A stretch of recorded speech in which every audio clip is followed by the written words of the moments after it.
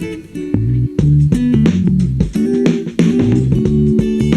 name's Amy Suess, and we're at Skeeter Farm in Yarrow, BC, which is a little town just on the outskirts of Chilliwack.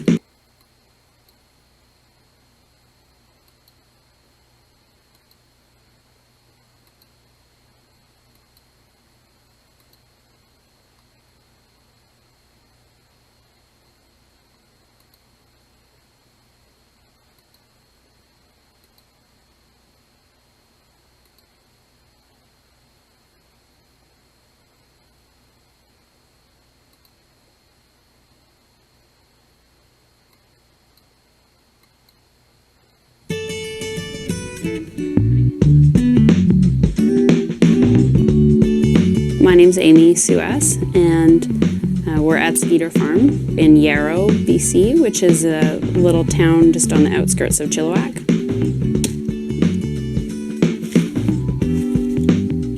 I've been an owner of Skeeter Farm for the past 3 years, and just this year I have 2 new business partners, Amanda Smith and Patrick Kitchen.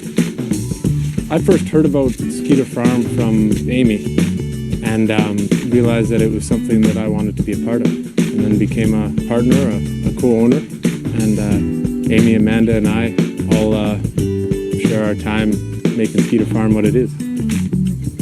It's actually interesting, social media. Edible Vancouver actually had posted on their, believe it or not, Facebook page, the Skeeter Farm blog post about how they're looking for somebody to help them. And I'm not an intern, I'm now one of the 3 partners in the farm. The farm's 2 acres, and we grow vegetables using organic principles. We're not certified organic.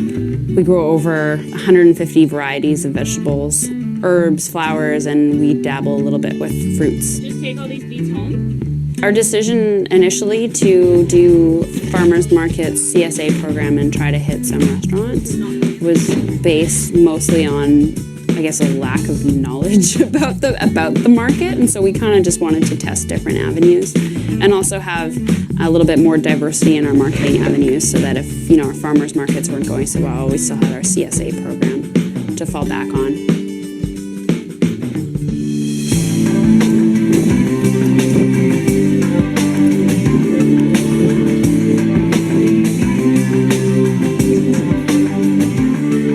The CSA program is nice because we have guaranteed customers. So they sort of buy into the farm and the idea of the farm, and we get to know our customers quite well. We get constant feedback about, I've never tried tomatillos before, that was the greatest recipe. But it's just nice to see their excitement, and we wouldn't have seen that if we wouldn't have been doing what we're doing. Before I started farming, I had vegetable gardens, and I love just the act of watching things grow. I don't feel like it was a conscious decision. It was just sort of like a chain of events that led me to start farming. I think that in some ways I always knew that I wanted to do it, but I didn't think it was a possibility, so I didn't take formal steps to become a farmer. I had tampered a little bit with, small-scale farming, if you want to call a garden that. I think it is. So I had some experience with certain crops already, and I just had an interest. And it was not something that I was dependent on for my income. I think that was a major playing factor.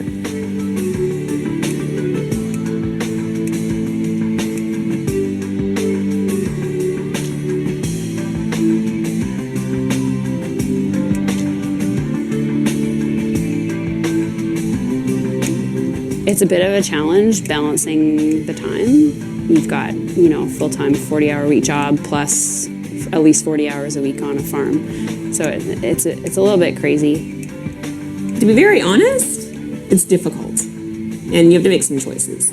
But, if you love what you're doing that much, then I think it's worth making some sacrifices in other ways. So either I'm working or I'm here.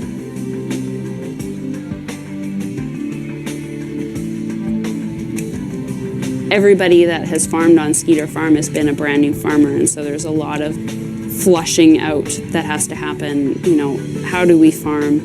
How much money should we spend on building up our farm operation? How many customers do we take on? So there's all that sort of learning that's going along with learning how to be business partners with one another. And that's, sort of been a challenge working with different people's budgets and different people's time frames and expectations.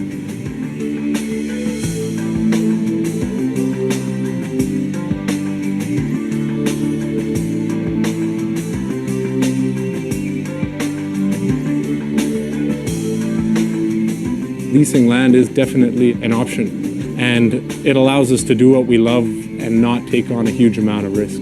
That being said, we do treat the land like we own it. In terms of crop rotations, treatment of the soil, we try to farm this land like we'll be farming here for 50 years.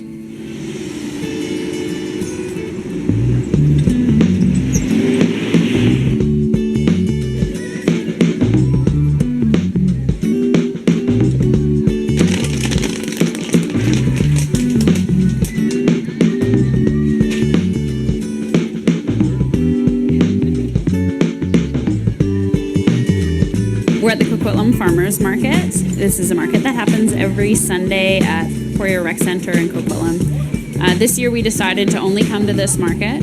People could get used to seeing us throughout the season and maybe consider us for a lot more of their weekly vegetables that they buy. So we literally pick it the day before we come to the market, and you're never going to get any older product than that. So that works with the way that we work and our business model. People here are willing to pay a premium for their vegetables because they're fresh and they can talk to the farmer and they know that they're of a certain quality. So yeah, we do pretty well in terms of pricing here. Thank you very much.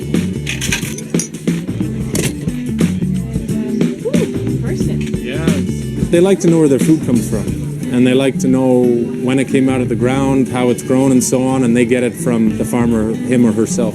So it's really nice to hear from them that they appreciate the work that we do. It's worth it for us to take that time away from the farm to be here to make that connection with the public. We get a lot out of this, and so we make it work. It's definitely crazy, especially at the end of the season. You sort of start to feel the burnout, but that's just sort of is what it is. And then we get a few months off to rest and whatnot. So we can afford to make some mistakes and plant things that don't work and not plant them again the next year, and then try different varieties out. And I'd say that's sort of our main method of learning, is just trial and error.